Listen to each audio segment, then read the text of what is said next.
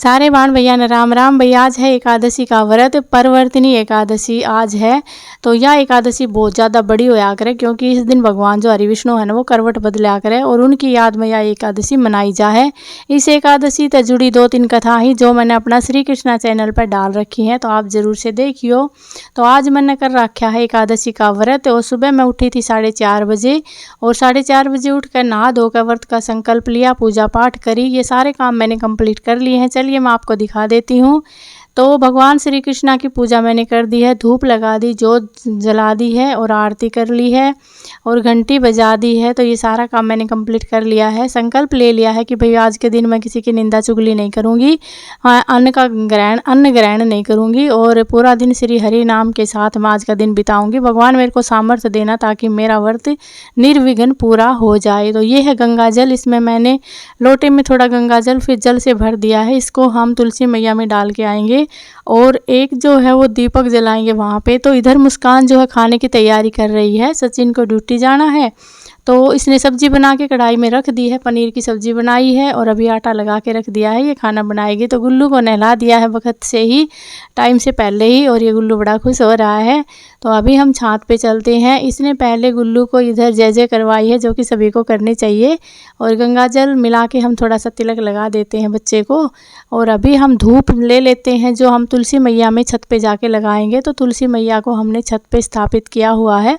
वैसे तुलसी मैया का जो पौधा होता है उसको छत पे नहीं रखना चाहिए। तो ये गंगा जल का लोटा और धूप को लेके मैं चल पड़ी हूँ। मुस्कान चल रही है, ये थोड़ी सी वीडियो शूट कर देगी। तो यहाँ से मैं धीरे धीरे चढ़ती हूँ, मुझे बहुत डर लगता है क्योंकि कई बार मैं रिपट चुकी हूँ यहाँ से। तो बूंदाबांदी शुरू हो रही है। मैं धूप जलाऊंगी, फिर या तो ओम नमो भगवते वासुदेवाय या फिर तुलसी माता की आरती करते करते मैं जल चढ़ाती हूँ। और सब तुलसी महारानी नमो नमो, हरि की पटरानी नमो नमो, धन तुलसी पूरन तप की ना, शालिग्राम बनी पटरानी, जाके पत्र मंजरी कोमल, श्रीपति चरण कमल लपटानी, धूप दीप नवेद आरती पुष्पन की वर्षा बरसानी, 56 भोग 3600 व्यंजन, बिन तुलसी हरि एक नमानी, सभी सखी मैं तेरो इस गावे, भक्ति दान दीजिए महारानी नमो नमो, तुलसी महारानी नमो नमो, हरि की पटरानी। अब सूर्य भगवान को जल देंगे। ओम सूर्याय नमः, ओम आदित्याय नमः, ओम भानुवे नमः, ओम खगाय नमः, ओम भास्कराय नमः, ओम रवैये नमः, ओम सूर्याय नमः, ओम सूर्याय नमः, ओम सूर्याय नमः, ओम सूर्याय नमः। ये कपड़े हमने सुखाए थे 2 दिन पहले। बारिश रोजाना आ जाती है, बारिश कपड़ों को सूखने नहीं दे रही है और बंदर इतने ज़्यादा हो रहे हैं कि कपड़ों को फाड़ देते हैं। और ये कपड़े हमारे पहनने के नहीं हैं, ये जो पुराने हो जाते, कट्टे भर के रखे हुए थे, फिर बंदरों ने कट्टों में से इनको निकाल दिया। इतनी देर में गौशाला की गाड़ी आ गई। तो मुस्कान ने नीचे जाकर गौशाला की गाड़ी में कुछ रोटियां और आटा डाल दिया है। और यहाँ मैं आपको बताना चाह रही थी कि भाई बारिश इतनी ज़्यादा हो रही है, खेतों में अनाज की खराब मट्टी हो रही है, भगवान लावणी नहीं करने दे रहा। किसान लोग इतनी मेहनत करके बोते हैं, खर्चा लगाते हैं, लेकिन जब कटाई का टाइम आता है, अनाज को इकट्ठा करने का टाइम आता है, जब इतनी बारिश हो जाती है कि उसकी वजह से ना तो वो लावणी कर पाते हैं, ना ही अनाज को निकाल पाते हैं। और इस वजह से अब की बार धान और जो ये बाजरा है उसमें बहुत ज़्यादा नुकसान हो गया है। इसकी वजह से अनाज महंगा रहेगा। भाई जी बहुत जलता है, लेकिन क्या कहा जाए, ये भगवान है, ये अपनी सरकार चलाते हैं। इनकी मर्जी हो तो ये रंग से राजा को बना दे और इनकी मर्जी हो तो राजा को राख में मिला सकते हैं, राजा को कंगाल कर सकते हैं। तो इसी प्रकार भगवान की जो इच्छा होती है उसी पर हम इंसानों को डटना पड़ता है, क्योंकि हम इसके अलावा कर ही क्या सकते हैं। वैसे भगवान ये गलत कर रहा है, पहले तो खेती को इतना अच्छा पका दिया और अब उसकी खराब माटी कर रहा है। बाजरे मैंने कल घूमने गई थी तब देखा था कि ऐसे गल रहे हैं, बाजरे सड़ रहे हैं, क्योंकि सर्दियाँ तो आ गई हैं 15 दिन पहले से ही। लेकिन कटाई का वक्त तब होता है जब मौसम साफ हो, सूर्य नारायण भगवान निकले। अब वो निकल नहीं रहे हैं क्योंकि भगवान बारिश करता जा रहा है। और इसलिए मैंने भी ये कपड़े जो है ये कट्टे में रखे हुए थे, तो ये बंदरों ने कट्टा फाड़ दिया। बंदरों ने सारे कपड़े यहाँ पे छात पे गिरा रखे थे, तो हमने धो के इनको यहाँ पे टांग दिया है। वैसे बारिश आ रही है 2 दिन से, और पहनने के जो कपड़े हैं वो तो हम नीचे ही सुखा देते हैं बंदरों के डर से, क्योंकि बंदर ने कई जोड़ी कपड़े हमारे पहले फाड़ लिए हैं। इसलिए हम धो करके मशीन में सुखा देते हैं और फिर नीचे ही बिलगनी पे डाल के पंखे चला देते हैं। और ये कपड़े जो है बेचने वाले कपड़े हैं।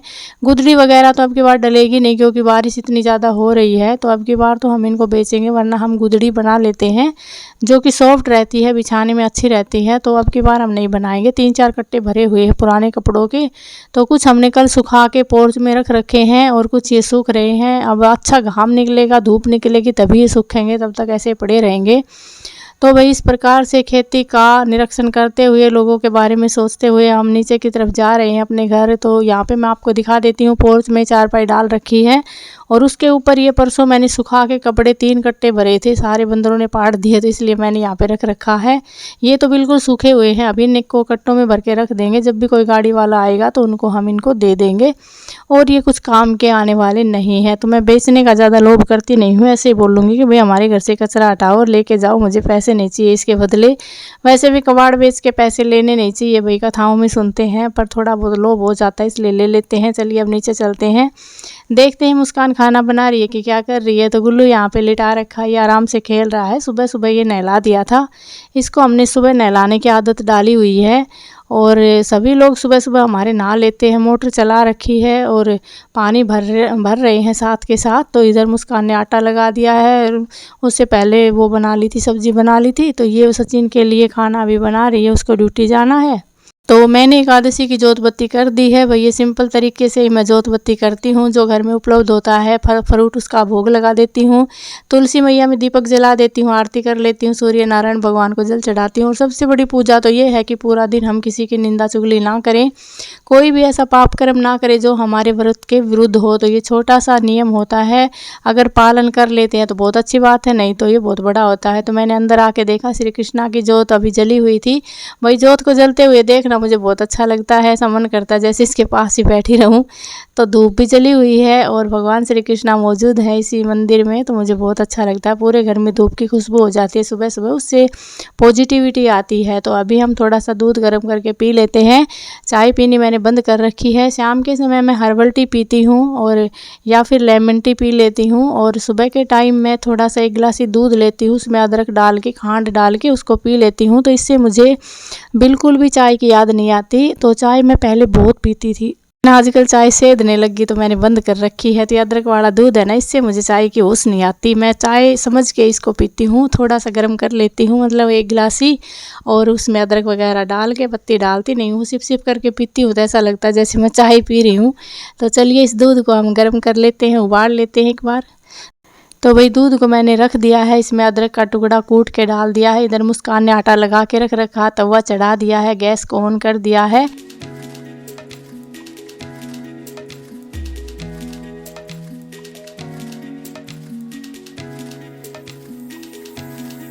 देख रहे हैं भाई बाहर का मौसम, तो वैसे तो साफ दिख रहा है, बादल भी नहीं हो रहे।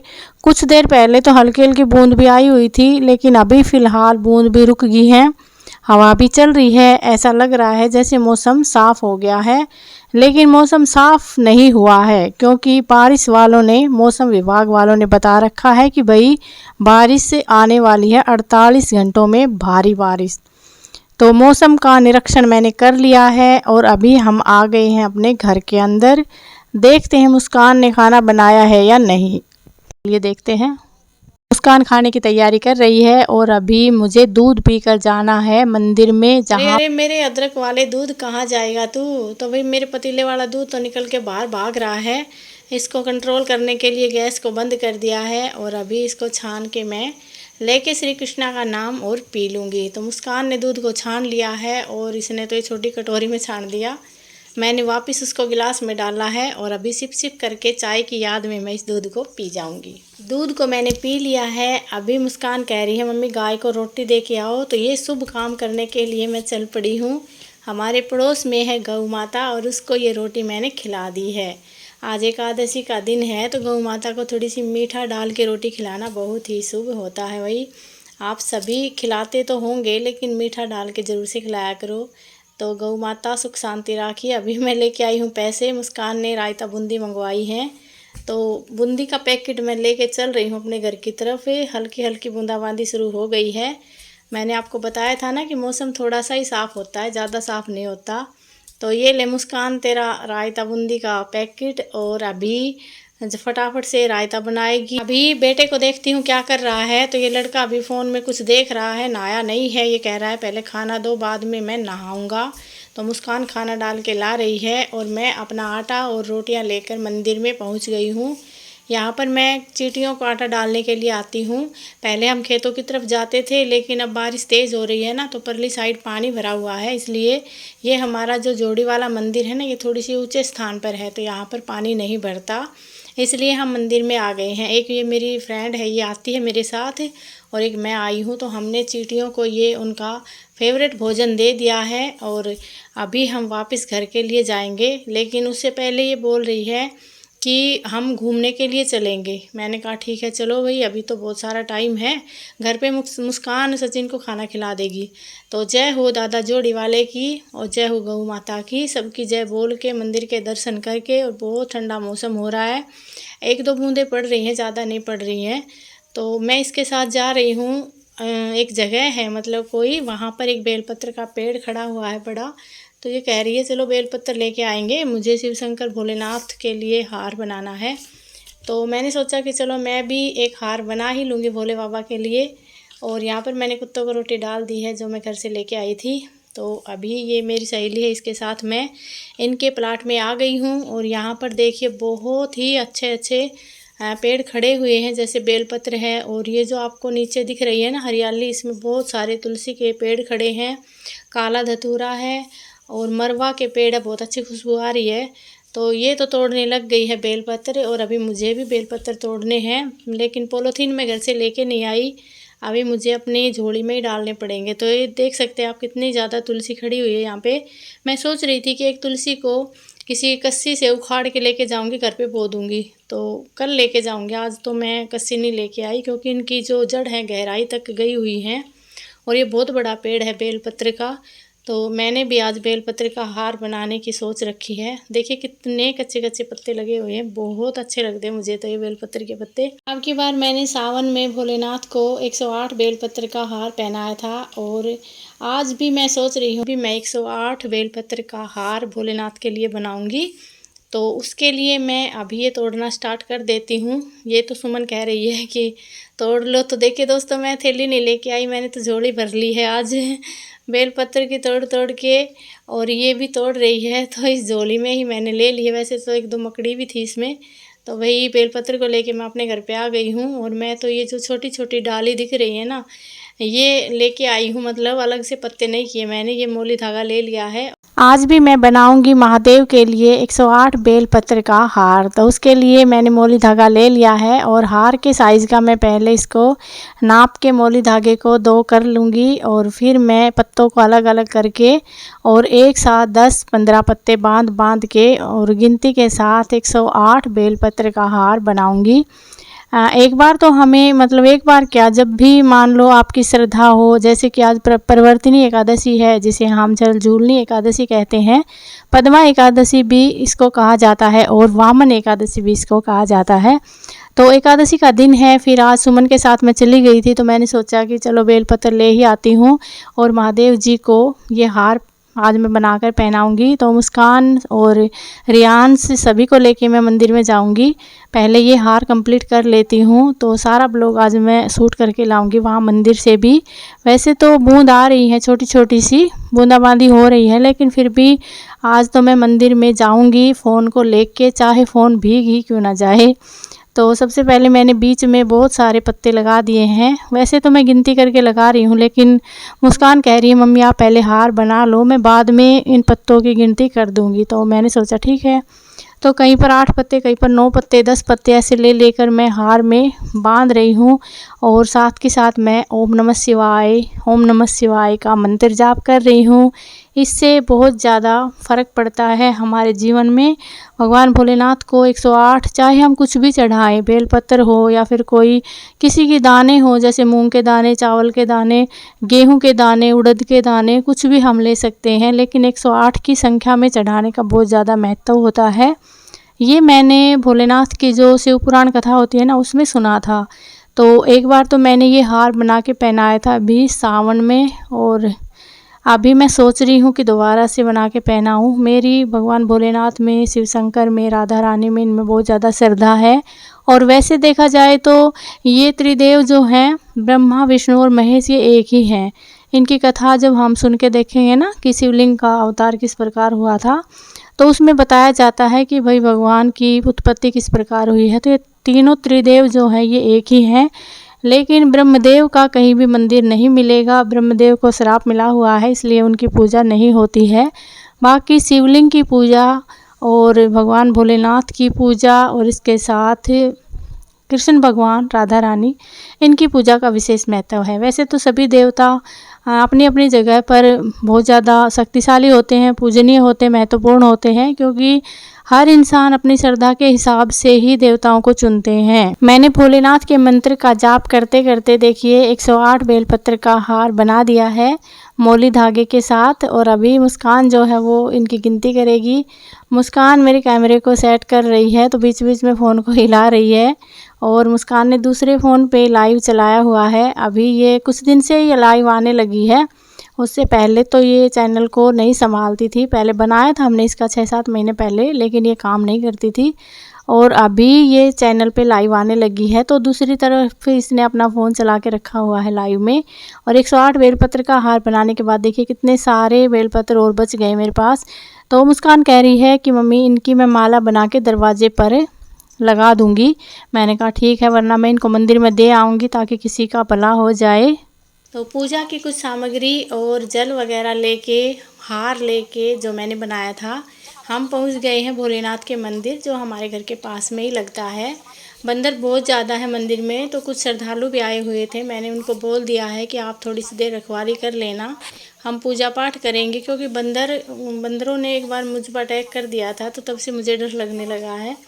फिर मैंने गुल्लू को ले रखा है, ऊपर से मैं मुस्कान की वीडियो शूट कर रही हूँ, तो ये थोड़ी पूजा पाठ कर रही है। इससे पहले मैंने पूजा पाठ कर ली थी, और वो वीडियो मुस्कान ने दूसरे फ़ोन में शूट करी है, जो कि दूसरे चैनल पे डाल दी है। तो ये जो भोलेनाथ के गले में आपको सामने हार दिख रहा है, ये मैंने पहनाया है। और अभी मुस्कान ने पूजा पाठ कर ली है। भोलेनाथ के मंदिर में है बजरंगबली का मंदिर, माता शीतला का मंदिर, और हमारे जोड़ी वाले बाबा का मंदिर, दादा भैया का मंदिर। ये बहुत सारे छोटे छोटे मंदिर यहाँ पे बनाए हुए हैं। मुस्कान ने बारी बारी सभी पे धूप लगा दी है, जोत कर दी है। उधर आप देख सकते हैं, वहाँ पर कोई पूजा कर रहा है, वो मंदिर है भोलेनाथ का, वहाँ पर हमने पूजा कर ली है। और मंदिर में पानी भरा हुआ है, क्योंकि अभी भी लगातार बारिश आ रही है। बहुत सारे श्रद्धालु ऐसे हैं जो बारिश देखते हैं ना कुछ देखते हैं, बस श्रद्धा भाव से दौड़े चले आते हैं मंदिर में। यही होती है सच्ची श्रद्धा। और ये है हनुमान जी के साथ में शीतला माता का मंदिर, जो कि ताला लगा हुआ है। हमारे मंदिर के पुजारी जी होते हैं, पंडित जी, वही खोलते हैं। तो यहाँ पर मैंने और गुल्लू ने सभी की पूजा कर ली है, सभी से आशीर्वाद ले लिया है। आप चारों तरफ देख सकते हैं कि मंदिर में बारिश की वजह से पानी पानी भरा हुआ है टाइलों पर। तो वहाँ से पूजा पाठ करके अभी हम निकलने वाले हैं, क्योंकि जो हमारे साथ आए हुए थे 2-3 लोग जल चढ़ाने के लिए, वो चले गए हैं। तो हम गुल्लू को ढक करके बारिश से बचाते हुए घर ले आए हैं, वरना इसको झपटा हो जाता, और वैसे झपटा हो भी सकता है। तो पूजा पाठ करके हम घर पहुंच चुके हैं। और अभी हमारा सचिन है कोसली गया था मार्केट कुछ सामान लाने के लिए, क्योंकि कुछ तो सामान ख़त्म हो गया था घर पे किचन का, और कुछ मौसम विभाग वालों ने बोला भाई लाइट वगैरह नहीं आएगी, तो आप अपने आटा दाल का प्रबंध कर लेना। तो इस वजह से हमने कुछ सामान मंगाया हुआ है, आटा भी मंगा लिया है। गेहूं पिसवाने के लिए लाइट भी कम आती है, और फिर पता नहीं कि तेज़ बारिश की वजह से कहीं लाइट नहीं आएगी तो मुसीबत हो सकती है। तो इसलिए सचिन से ही हमने अब की बार ये बढ़िया सा आटा वहाँ से मंगवा लिया है, जो मुस्कान ने उठा के अंदर टेक दिया है। और कह रही है कि मैं अपने फ़ोन में इसकी वीडियो बनाऊंगी। इसको आजकल ब्लॉग का चाव चढ़ा हुआ है। 2-3 दिन से ये कह रही है कि मैं भी ब्लॉगिंग करूंगी, और लोग बहुत सारे पैसे कमा रहे हैं ब्लॉगिंग से, तो मैं भी अपने फ़ोन से आजकल शुरू करने वाली हूँ। तो इसने 2 दिन से अपने फ़ोन में ब्लॉगिंग करना शुरू किया है। अभी इसने लाइव चला के रख दिया अपने फ़ोन को, और मैं भी इसकी वीडियो बना रही हूँ। तो इधर इसने आलू चढ़ा रखे हैं, यहाँ पे सचिन के लिए खाना बनाएगी। 3 बज चुके हैं, तो सचिन ड्यूटी से सीधा ही मार्केट चला गया था, वहाँ से लेके आया है सामान। और यहाँ पर आलू चढ़ा रखे हैं, कुकर सीटी दे रहा है, और मुस्कान बाहर सामान को ऐसे रख रही है, देखो निकाल निकाल के, और एक एक करके बता रही है ये वो है, ये वो है, ये इस चीज़ में काम आता है, ये इसमें आता है। तो इसने कई देर होगी इस तरह से वीडियो बना रही थी। इसकी मम्मी का फ़ोन आया हुआ था तो बातें भी कर रही थी, सामान भी निकाल रही थी। इस प्रकार मुस्कान ने सारा सामान निकाल दिया। पास में गुल्लू भी सो रहा था, खेल रहा था। और ये थोड़ा सा सामान जो है ये लेके आया सचिन। ये जूते भी लेके आया अपने रेस मारने के लिए। सारे सामान को कट्टे से बाहर निकाल लिया है और अभी हम फ्री हो गए हैं। इतनी देर में हमारी माताजी आ गई है, मेरी सासू माँ। मैंने एकादशी व्रत के लिए उनके पैर दबाए हैं। वैसे जब भी आती हैं हम पैर दबाते हैं, तो फिर मुस्कान ने भी पैर दबाकर आशीर्वाद लिया है। ये था आज का ब्लॉग। पसंद आया हो तो लाइक ज़रूर से करना।